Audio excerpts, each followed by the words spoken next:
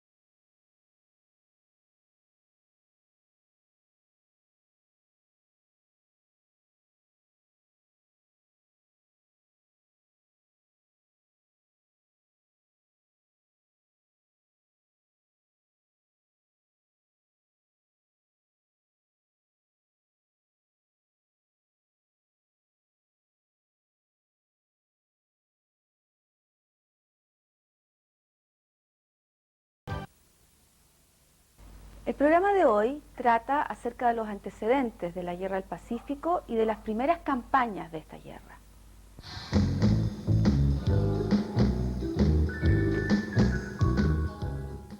El desierto de Atacama estuvo durante toda la colonia bajo la jurisdicción del Virreinato del Perú.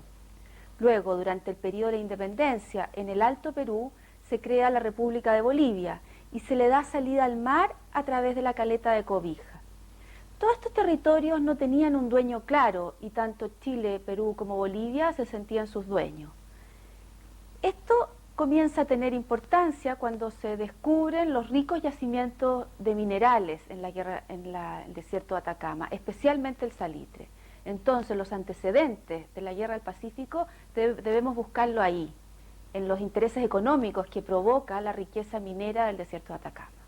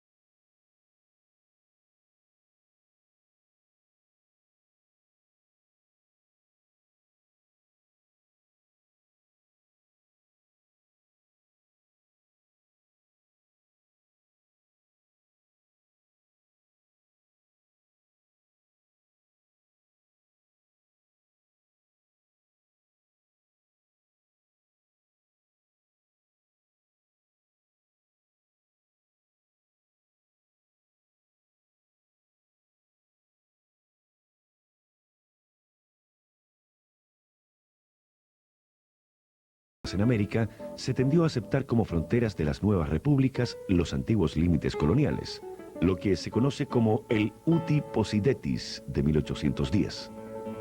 Basándose en estos antecedentes, el director supremo Bernardo Higgins, al ordenar el bloqueo de las costas del Virreinato del Perú, fija como límites geográficos de este por el norte el paralelo 2, Guayaquil, y por el sur el paralelo 21, en el río Loa.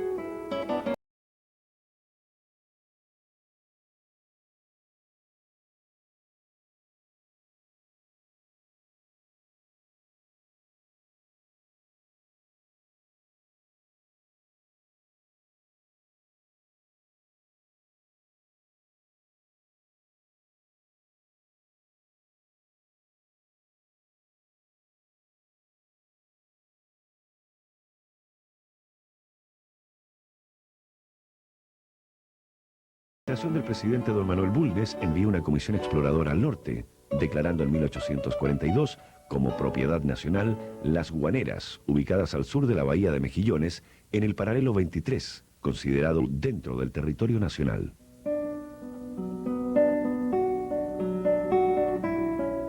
Hoy Bolivia, convertida en república a partir de 1825, reclama derechos sobre la zona al sur del paralelo 25, suscitándose, por lo tanto, una serie de incidentes menores y reclamos diplomáticos. Ambos países están al borde del enfrentamiento en 1863. Incluso el Congreso boliviano autoriza la declaración de guerra en contra de Chile. Sin embargo, el conflicto que está ahí entre España y las repúblicas latinoamericanas apacigua los ánimos de tal modo que entre 1865 y 1866 los propios presidentes de Chile y Bolivia, José Joaquín Pérez y don Mariano Melgarejo, deciden firmar un tratado de límites de tipo transaccional. En este tratado se fija como límite el paralelo 24, intermedio entre las aspiraciones de cada una de las naciones, y se establece una zona económica compartida entre los paralelos 23 y 25, de modo que los impuestos provenientes de la explotación del guano y los minerales se repartieran entre ambos, reconociéndose de hecho la presencia de empresas y capitales chilenos en la zona.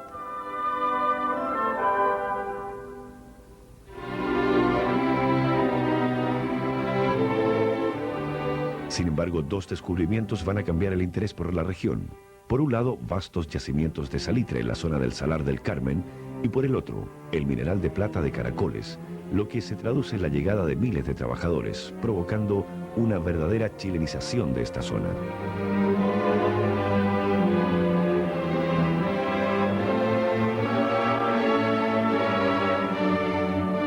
Este gran movimiento es visto con recelo tanto por el gobierno de Bolivia como por el de Perú, ya que parte de estas empresas también se instalan en la zona de Tarapacá. Perú y Bolivia resuelven firmar una alianza militar secreta, como una manera de neutralizar a la expansión laboral y comercial chilena en la frontera. A esta alianza es invitada a participar la República Argentina, que también se encuentra en litigios fronterizos con Chile. Sin embargo, no formaliza su incorporación al pacto. En 1873, Perú resuelve decretar el estanco de las salitreras, expropiando las empresas extranjeras, incluyendo entre estas a las chilenas. Pero los empresarios chilenos demuestran una perfecta eficiencia, especialmente las que ahora se han instalado en zonas bajo la administración boliviana. Las salitreras peruanas, bajo el régimen de estanco, no resisten la competencia, colapsando y llevando al Estado peruano a la bancarrota. El gobierno chileno de Aníbal Pinto, al constatar el deterioro de las relaciones con los vecinos, acepta firmar un nuevo tratado, el de 1874, para reemplazar el anterior, de 1866, de carácter transaccional.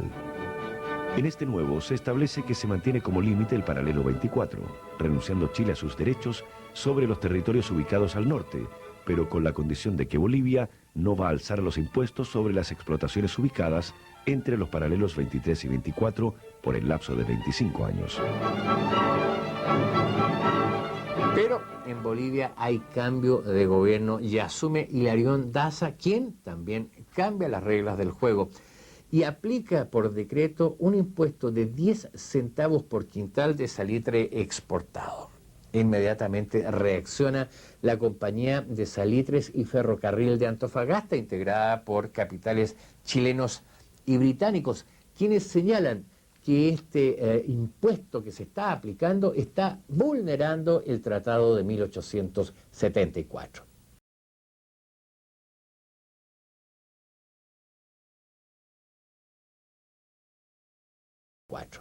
Sin demora, el gobierno boliviano ordena el embargo de las propiedades de las salitreras y además señala que se va a rematar todas las empresas el mes de febrero de 1879. Con esta decisión, en el fondo, se está llegando a un conflicto inminente. Chile considera que esta acción boliviana afecta los intereses económicos del país y además señala que la decisión del gobierno del altiplano retrotrae la situación al estatus previo a la firma del Tratado de 1866. Al no haber respuesta a los reclamos chilenos, el gobierno ordena la posesión armada de Antofagasta el día 14 de febrero, el mismo día en que se iba a realizar el remate de las salitreras.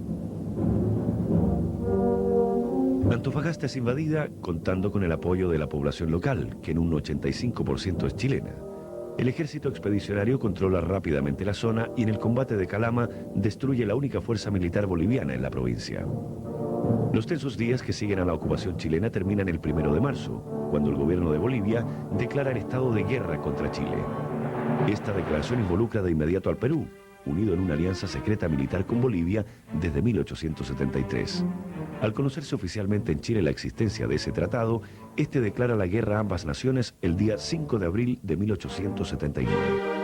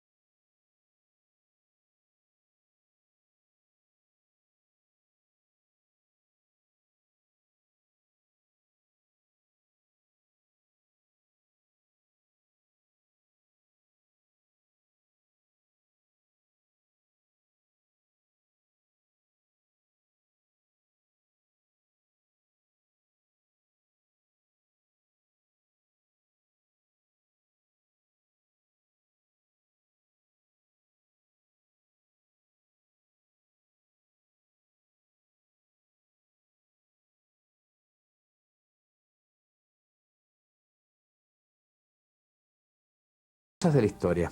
En la noche del 19 de mayo, en la inmensidad del mar y en el silencio de la noche, ambas escuadras se cruzan en el océano.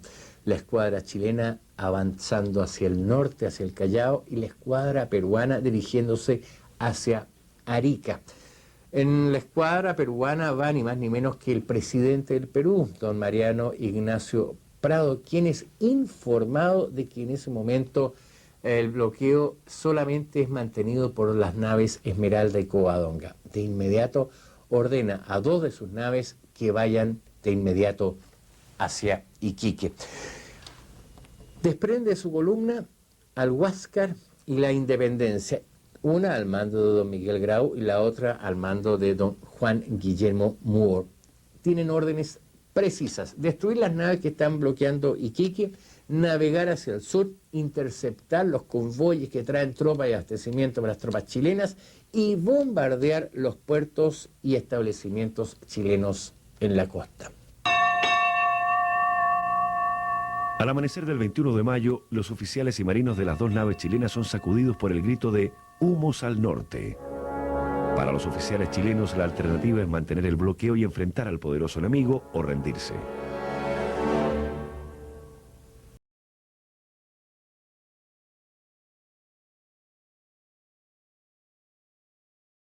Ha recibido de abogado, arenga a sus marinos.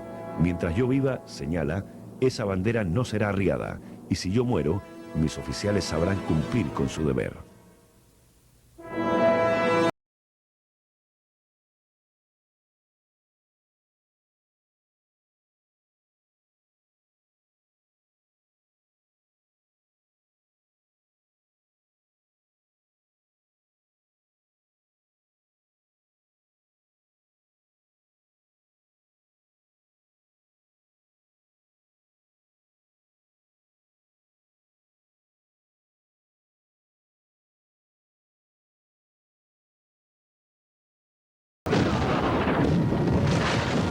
Ni el asalto al abordaje del comandante Prat, quien muere sobre la cubierta del monitor, ni la heroica defensa de la vieja Esmeralda impiden que finalmente un último y terrible espolonazo hunda la nave a las 12:10 de ese día 21 de mayo.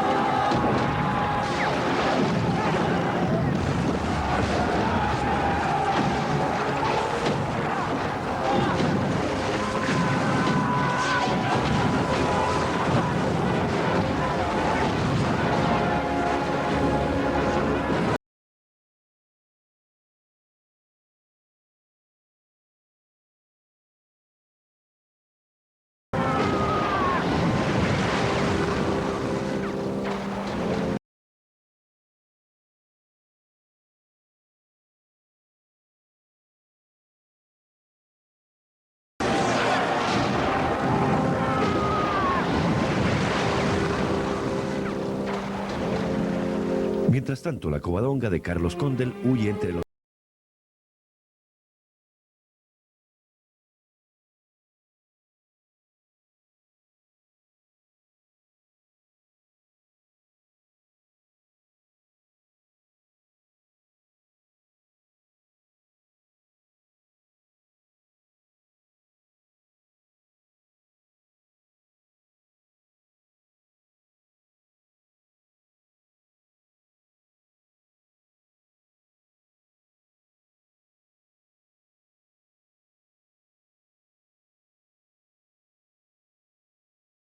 Merece el reconocimiento de estos hidalgos del mar, el comandante peruano Miguel Grau hace llegar a la viuda de Prat, doña Carmela Carvajal, la espada y los objetos personales de su esposo, junto a una carta en que rinde emotivo homenaje a la valerosa acción del marino chileno.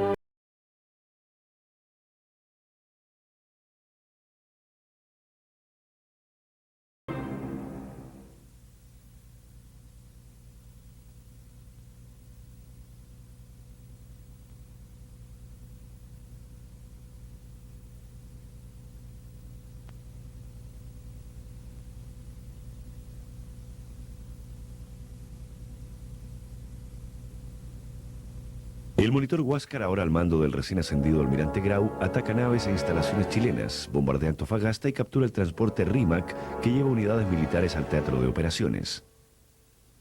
tanto fracaso y cansado de perseguir al fantasmal Huáscar, llevan al almirante Juan Williams Rebolledo a renunciar al mando de la Escuadra Nacional. Con él también cae el gabinete que dirige don Antonio Varas. Aníbal Pinto, presidente de Chile, logra que Domingo Santamaría asuma como nuevo ministro del Interior, nombrando en Guerra y Marina a Rafael Sotomayor Baeza, hasta ese entonces secretario de la Escuadra. Nuevo comandante naval es ahora el comodoro Galvarino Riveros, quien de inmediato repara las naves y coordina una amplia acción de cacería hasta enfrentar finalmente al monitor Huáscar y derrotarlo en el combate naval de Angamos.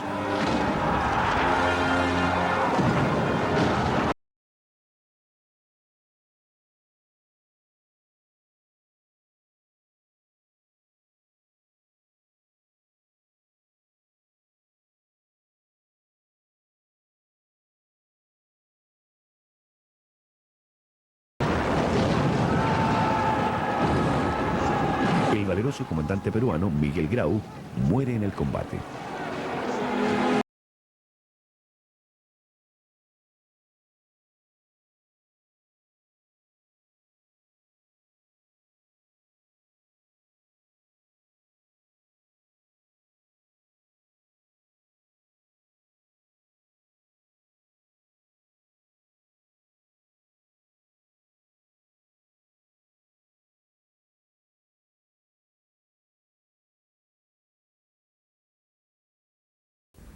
Al recibir el primer espolonazo del buque de Grau, Prat recordó la orden de su almirante Juan William Rebolledo saltando al abordaje, porque así se lo había prometido a su comandante en jefe de la escuadra, como también lo había decidido espontáneamente en aras de Chile.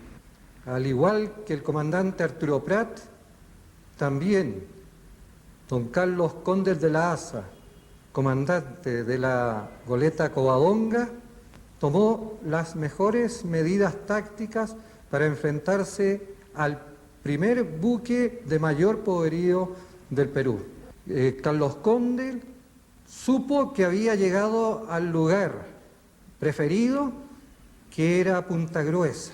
Un arrecife bajo el agua hizo de que él lo cruzara apenas, pero que presupuestaba al mismo tiempo no podría hacerlo la fragata enorme enemiga, la cual al minuto encalló. Dijo Condell después de su astuta táctica: aquí se fregó el enemigo. Desde abril de 1879, Chile contaba con una fuerza de 13.700 hombres acantonados en Antofagasta, a la que se había instruido y preparado para la gigantesca empresa que consistía en conquistar los desiertos. Un trabajo enorme realizado por el entonces comandante en jefe del ejército, el general Justo Arteaga. Pero las discrepancias con el gobierno central lo habían obligado a renunciar, asumiendo la dirección el general Erasmo Escala.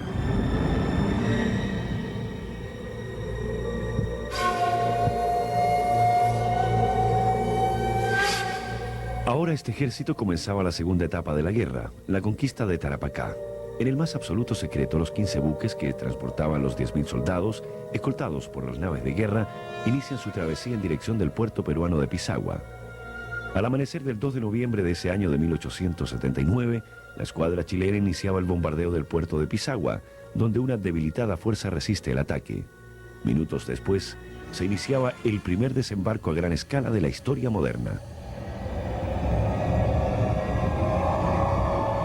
El punto elegido era clave, por cuanto un ferrocarril establecido en los altos de Pisagua llevaba hasta el interior, donde estaban los pozos de agua.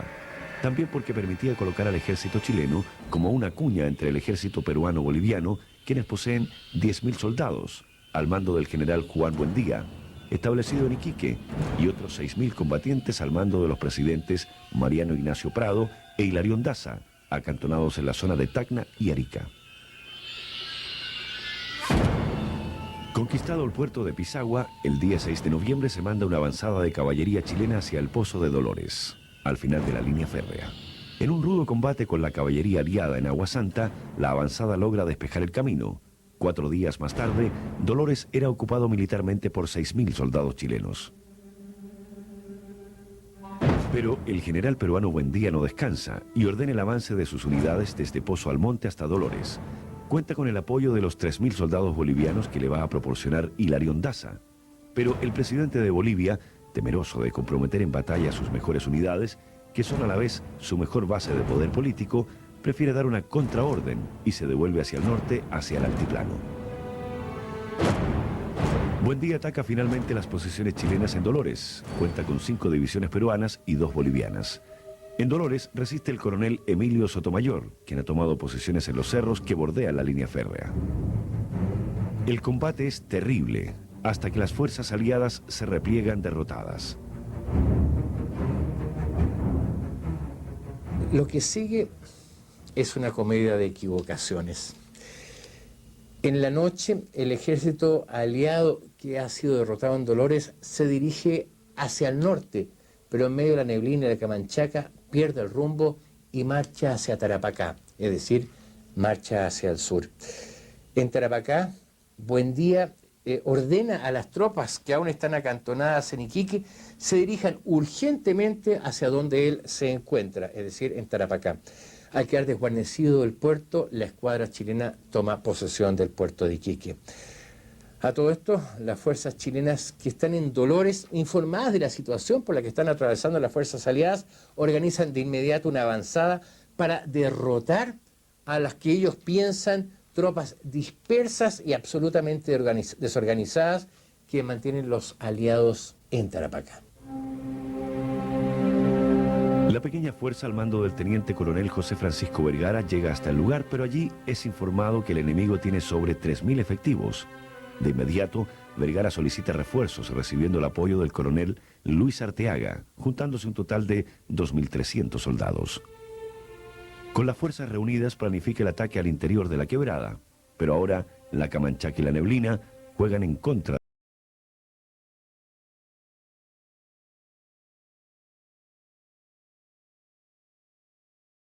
Que se pierde en la noche y es descubierta por los centinelas de la Alianza, trabándose un terrible combate.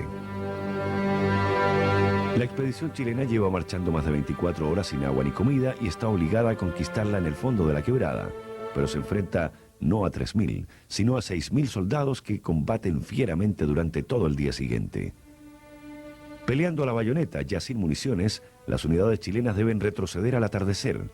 En el campo de batalla de Tarapacá han quedado cientos de muertos, entre ellos el comandante del Regimiento Segundo de Línea, el bravo comandante Eleuterio Ramírez, junto al estandarte, toda su escolta y 350 soldados.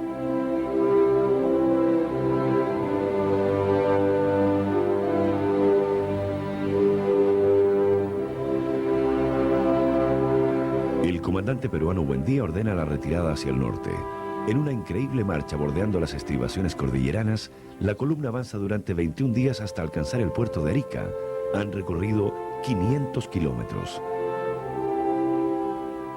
Hemos revisado los siguientes temas. Los antecedentes de la Guerra del Pacífico se encuentran en los límites poco definidos establecidos durante el período colonial sobre el desierto de Atacama. Los intereses despertados por el descubrimiento de grandes yacimientos de salitre fueron el detonante del conflicto bélico. El tratado de 1866 entre Chile y Bolivia establecía el límite en el paralelo 24, acordando un condominio aduanero entre los paralelos 23 y 25. En 1873, Bolivia y Perú firmaron un tratado secreto de alianza defensiva. Hilarión Daza, dictador boliviano, decreta un nuevo impuesto al salitre chileno. Los salitreros chilenos se niegan a pagar y el Estado boliviano ordena embargar las oficinas. El gobierno de Pinto ordena la ocupación militar de Antofagasta en febrero de 1879. La escuadra chilena establece un bloqueo al puerto peruano de Iquique. Este bloqueo queda a cargo de la Esmeralda y la Covadonga. El 21 de mayo de 1879 se entabla el combate en la rada de Iquique entre los buques peruanos Huáscar e Independencia, al mando de Miguel Grau, y los buques chilenos Esmeralda y Covadonga, al mando de Arturo Prat. La Esmeralda fue hundida en el combate naval de Iquique por el Huáscar, donde encontró la muerte Arturo Prat. Un poco más al sur, en Punta Gruesa, la Covadonga, al mando del capitán Carlos Condel, tras hábiles maniobras, hace encallar al buque peruano Independencia. Durante la campaña de Tarapacá tuvo lugar la mayor derrota para las fuerzas chilenas, en la batalla de la Quebrada de Tarapacá, donde murieron más de 1.200 hombres, incluido el general Eleuterio Ramírez. En el país conoceremos las últimas campañas de la Guerra del Pacífico, la ocupación de Lima y el desenlace final de este conflicto.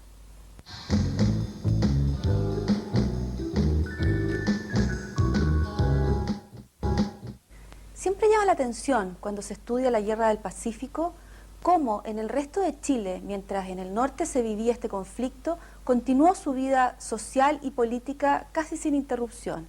De hecho, se llevaron a cabo elecciones presidenciales en 1881, donde es elegido presidente Domingo Santa María. Los malos resultados de la campaña, la pérdida de la provincia de Tarapacá, genera una alta tensión política tanto en la ciudad de Lima como en La Paz. Finalmente, los gobiernos de Prado y de Daza son derribados, asumiendo el poder en Perú Nicolás de Piérola y en Bolivia el general Narciso Campero. Pero no todo ocurría en los campos de batalla. Ese mismo año, 1879, se dicta la ley educacional, que va a significar enseñanza gratuita a nivel secundario y universitario. Esta obra es realizada por don Miguel Luis Amunátegui, que va a permitir una mejor selección e idoneidad de los profesores, elevando así el nivel cultural e intelectual de la clase media chilena. Por otra parte, la conquista de la provincia de Tarapacá estaba significando traer la riqueza salitrera y poder así financiar la guerra. Estas salitreras que habían sido expropiadas por el gobierno peruano de las empresas tanto extranjeras como chilenos que las poseían y así poder enfrentar la bancarrota fiscal, habían emitido bonos o certificados de pagaré hipotecario para poder así enfrentar y pagar al contado la drástica medida. Tan pronto como las salitreras pasan a manos chilenas, de inmediato la eficiente administración permite cancelar los bonos a los capitales extranjeros. Una respuesta a todo esto que está ocurriendo queda claramente establecida cuando la prensa británica señala, entre otras cosas, la conveniencia de que Chile quede como dueño permanente del litoral boliviano y de la provincia de Tarapacá. Políticamente, el presidente Pinto intenta terminar la campaña militar y gestiona la separación de Bolivia de la alianza con Perú, pero al fracasar estas gestiones, se reanuda la guerra. La escuadra chilena que bloquea Arica inicia el bombardeo de los fuertes del puerto. Muere en la acción el comandante del Huáscar, ahora buque chileno, Manuel Thompson. Tras muchas vacilaciones, finalmente el gobierno chileno aprobó el plan de ataque, iniciándose las operaciones hacia Tacna y Arica. Para la nueva campaña se organiza el ejército con casi 13.000 soldados. 4 divisiones, cada una dotada de unidades de infantería, caballería, artillería y apoyo logístico. Se iniciaba el año 1880 cuando la expedición desembarca en el puerto de Hilo y en Pacocha, marchando hacia el interior de la zona con el objetivo de separar la fuerza principal aliada, concentrada en torno a Tacna y Arica, del resto que se estaciona en Arequipa. En una acción nocturna, las tropas comandadas por el general de división Manuel Baquedano toman al asalto las posiciones aliadas en la escarpada cuchilla de tierra y piedra de Los Ángeles. La victoria significaba el acceso al valle de Moquegua, rico en verduras y provisiones. Pero el mando sufre una crisis. Las diferencias entre el comandante en jefe, general Erasmo Escala, y el ministro de guerra en campaña, Rafael Sotomayor, terminan con la renuncia del primero, asumiendo como nuevo jefe militar el victorioso general Manuel Baquedano. El siguiente paso es la conquista de Tacna en Perú. Las divisiones inician su marcha hacia el sur, por tierra, mientras la artillería es embarcada. Los ahora 14.000 soldados chilenos acampan en Buenavista, a escasa distancia de El Alto, de la Alianza, donde lo espera un ejército peruano-boliviano al mando del presidente boliviano Narciso Campero. A cargo de las unidades peruanas está el almirante Lizardo Montero y de las bolivianas el coronel Eliodoro Camacho.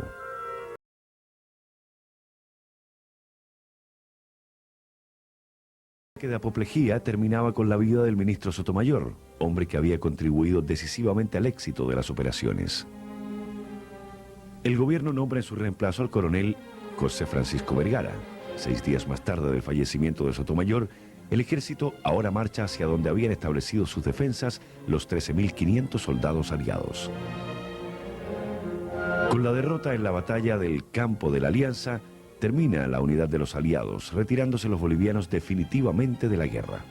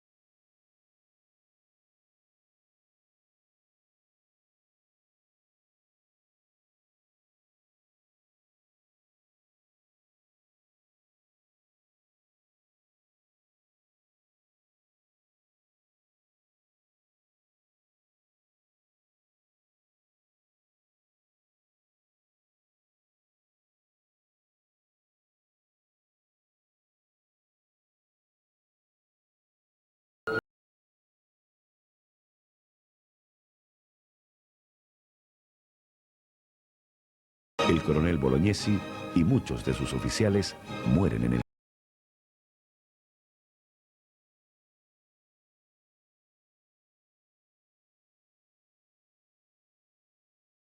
Y muy pronto comienzan las presiones para poner fin a la guerra.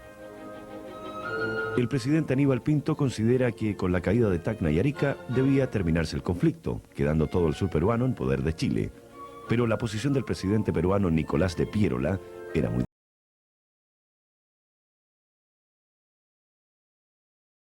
El primer ministro británico Gladstone reúne en una conferencia a los cancilleres de las grandes potencias europeas con el objeto de imponer la paz en la guerra del Pacífico. De inmediato reacciona el gobierno de los Estados Unidos, quien interviene para evitar la intromisión europea en los conflictos americanos, hablando su accionar en la doctrina Monroe.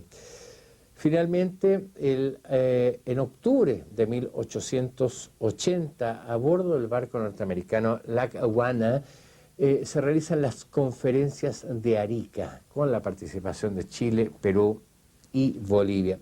Chile plantea para firmar la paz como requisito fundamental la entrega de todos los territorios conquistados al sur de la quebrada de Camarones. La respuesta de Perú y Bolivia es entregar el arbitraje, la decisión arbitral, a un arbitraje incondicional de los Estados Unidos, lo que por supuesto es rechazado por el gobierno chileno. Una vez más, se abría el teatro de la guerra. La opinión pública presiona al gobierno de Pinto para llevar la guerra hasta la mismísima capital peruana. Finalmente Pinto cede a la presión y comienza la más vasta organización militar. Las fuerzas son elevadas a 42.000 en todo el territorio nacional. El ejército expedicionario, ahora con 27.000 combatientes, parte desde Arica hacia Lima, mientras la escuadra chilena bloquea el puerto del Callao. Mientras tanto, el dictador Piérola muestra su alta capacidad organizativa, levantando un ejército de 20.000 hombres distribuidos en 4 cuerpos de ejército, apoyados por una reserva de 6.000 ciudadanos en armas.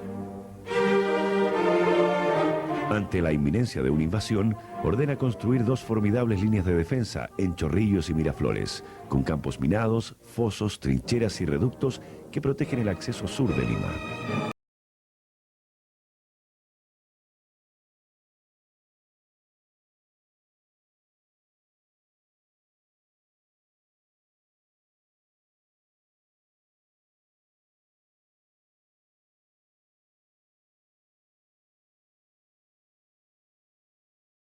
ala derecha peruana, protegida en las fuertes defensas del Morro Solar. Por el centro ataca la división Sotomayor, mientras la división Lagos avanza sobre el ala izquierda peruana. La intensidad del combate es tal que el mando ordena el avance de la división Martínez de reserva en apoyo de Lynch. El fuerte ataque chileno hace colapsar a las defensas del centro, entre San Juan y Santa Teresa, replegándose los defensores peruanos.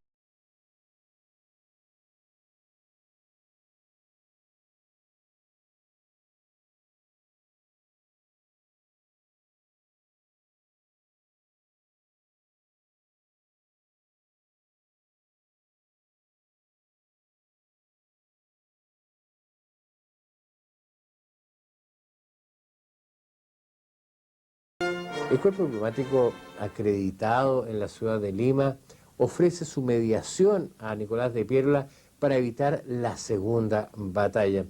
Las autoridades peruanas aceptan esta acción, este deseo del cuerpo diplomático, lo que hace también el general Manuel Baquedano, quien fija una tregua hasta la medianoche de ese día 15 de enero. Esta tregua es aprovechada por la reserva peruana que toma colocación en los distintos fosos y en los distintos reductos junto a las tropas que han sido derrotadas en Chorrillo y que toman ubicación en los lugares intermedios de la gran barrera defensiva que es Miraflores.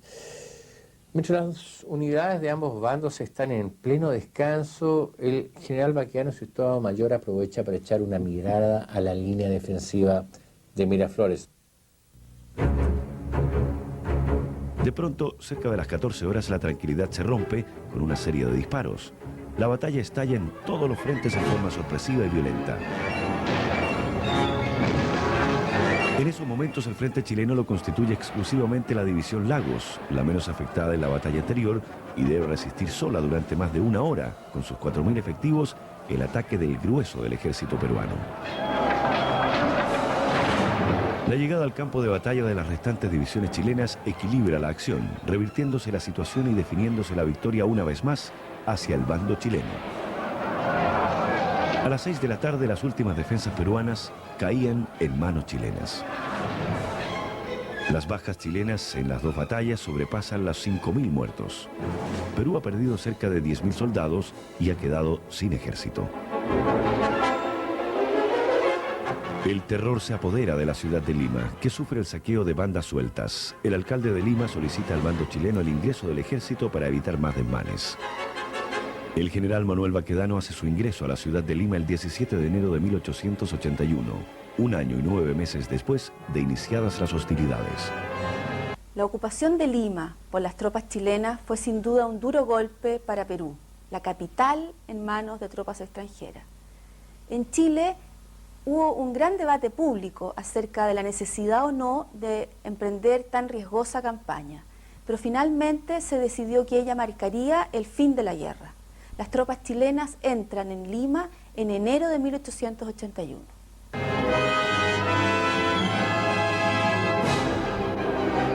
Terminadas las principales operaciones, el grueso del ejército regresa a Chile.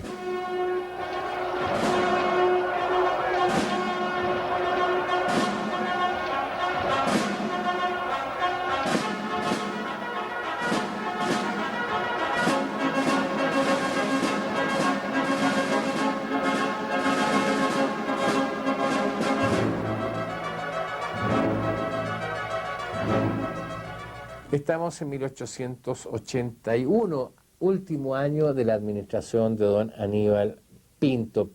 En el mes de julio, Chile ha tenido que firmar un tratado de paz, un tratado de límites con la República Argentina. Si recordamos, al inicio de las hostilidades de la Guerra del Pacífico, los países integrantes de la alianza pidieron el apoyo de Argentina, que se encontraba con serios problemas limítrofes con Chile.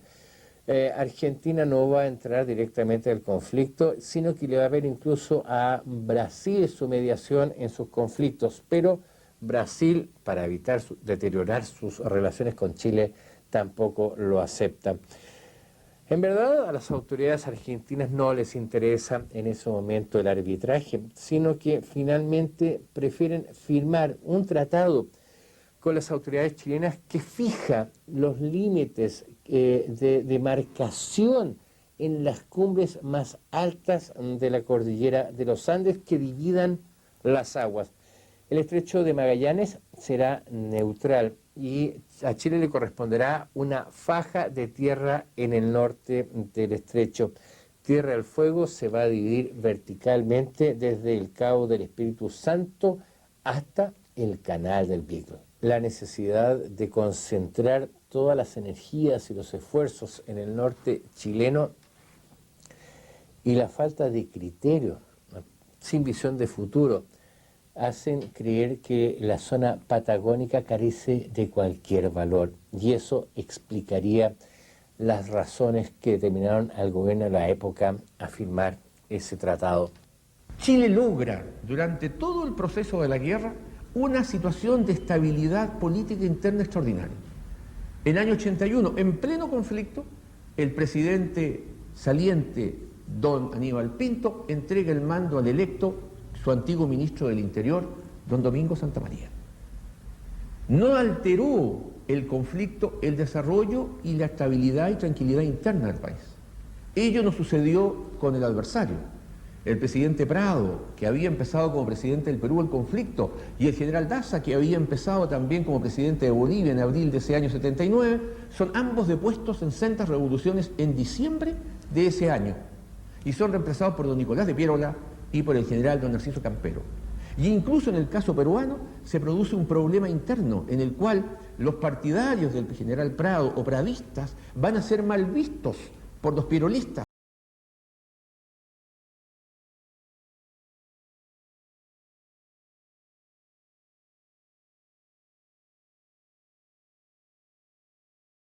Produce un problema interno en el cual los partidarios del general Prado o pradistas van a ser mal vistos por los pierolistas, que van a negarles el apoyo y incluso los elementos militares que necesitan para desarrollar sus campañas. Todo ello obviamente va a incidir en el desarrollo de las operaciones militares, que en el caso nuestro no va a ocurrir. La figura más destacada para suceder al presidente Pinto era el ministro de Guerra en campaña, don Rafael Sotomayor. Pero al morir este, se abre el camino a la candidatura del liberal Domingo Santamaría. En las elecciones triunfa ampliamente. En 1880, en momentos en que la atención pública y del gobierno está en los campos de batalla y confiando en la derrota de Chile, se produce un levantamiento general mapuche. Los indígenas atacan Collipulli, cortan las líneas telegráficas y ponen en peligro la paz interior del país. Una campaña militar encabezada por el coronel Gregorio Urrutia se apodera de la línea del río Cautín, estableciendo fuertes y ciudades, entre ellas Nueva Imperial, Temuco, Lautaro y Curacautín. En una segunda campaña, la Fuerza Expedicionaria del Sur llega hasta la abandonada ciudad de Villarrica. En las orillas del lago se firma un tratado con los representantes indígenas para restablecer la paz. Mientras tanto, en Lima, el contraalmirante Patricio Lynch asume el mando del país ocupado como jefe político y militar del Perú. Por su brillante labor administrativa, será conocido como el último de los virreyes. Chile crea un nuevo gobierno en Perú, a cargo del presidente provisional Francisco García Calderón, para así poder negociar el término del conflicto. Paralelamente, el dictador Nicolás de Piérola constituye su propio gobierno para organizar la resistencia armada. Muy pronto es destituido, asumiendo el mando el almirante Lizardo Montero, quien había sido comandante de las tropas peruanas en la derrota de Tacna. En esta etapa de la guerra se hace presente el embajador de los Estados Unidos, que trae la misión de recuperar los créditos prestados al gobierno de Piérola para la guerra. Estados Unidos, para apoyar sus demandas, decide respaldar al gobierno provisional de García Calderón. Eso sí, que impidiendo como sea que Chile se quede con los territorios donde haya intereses norteamericanos o franceses. Enterado el gobierno chileno de estas negociaciones, finalmente destituye al presidente provisional García Calderón, lo detiene, lo manda detenido a Chile y finalmente da por terminado la existencia del gobierno provisional. Simultáneamente, la muerte del presidente de los Estados Unidos, Mr. Garfield, significa un cambio en la política internacional norteamericana, poniéndose fin a su intervención en el conflicto de la Guerra del Pacífico. Para pacificar el resto del Perú, donde se ha desarrollado un intenso movimiento de resistencia, el mando chileno envía entre 1881 y 1883 varias expediciones hacia la sierra.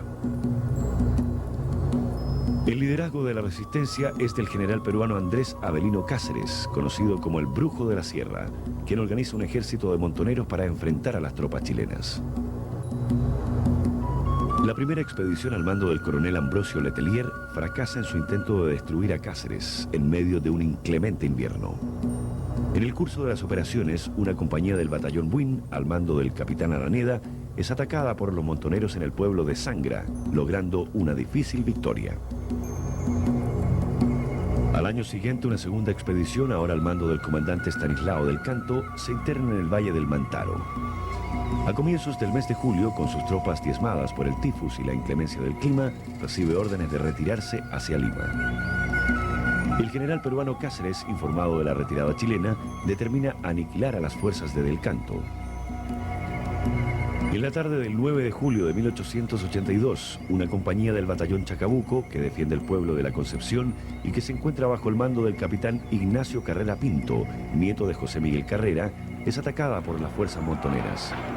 Los 77 defensores resisten durante 18 horas el ataque de casi 3.000 adversarios, hasta que finalmente perecen todos en combate.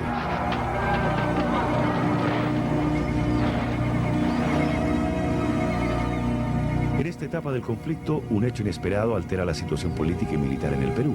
El coronel Miguel Iglesias, antiguo ministro de Guerra de Piérola y héroe de Chorrillos, propone firmar la paz con Chile a cambio de que el ejército de ocupación abandone el territorio peruano. El general Cáceres lo declara traidor y marcha en su contra hacia Huamachuco, donde se ha ubicado la columna chilena del coronel Gorostiaga para proteger a Iglesias. El día 10 de julio de 1883 se enfrentan Cáceres y Gorostiaga. En esta última batalla de la Guerra del Pacífico, las fuerzas chilenas derrotan totalmente la resistencia peruana. Ahora puede el peruano Miguel Iglesias firmar el Tratado de Paz con Chile, el que se efectúa en Ancón el 20 de octubre de ese año. De acuerdo a este tratado, Perú cede definitivamente la provincia de Tarapacá a Chile y por 10 años las ciudades de Tacna y Arica, sometiendo su soberanía a un plebiscito posterior. Por su parte, Bolivia firma en 1884 un tratado de tregua con Chile, por el cual cede a perpetuidad la provincia de Antofagasta. Ese mismo año de 1884 regresan las tropas chilenas victoriosas hacia la capital chilena, hacia Santiago. Chile se ha convertido así en una potencia al adquirir una posición privilegiada por las inmensas riquezas que ha adquirido. Al mismo tiempo se convierte en una potencia militar de primer orden, siendo capaz de levantar un ejército y una armada de cerca de 50.000 efectivos entre la Araucanía y la capital peruana. Hemos revisado los siguientes temas. La campaña de Tacna y Arica significó un triunfo total para Chile y significó la ruptura de la alianza entre Perú y Bolivia. La toma del Morro de Arica se llevó a cabo el 7 de junio de 1800.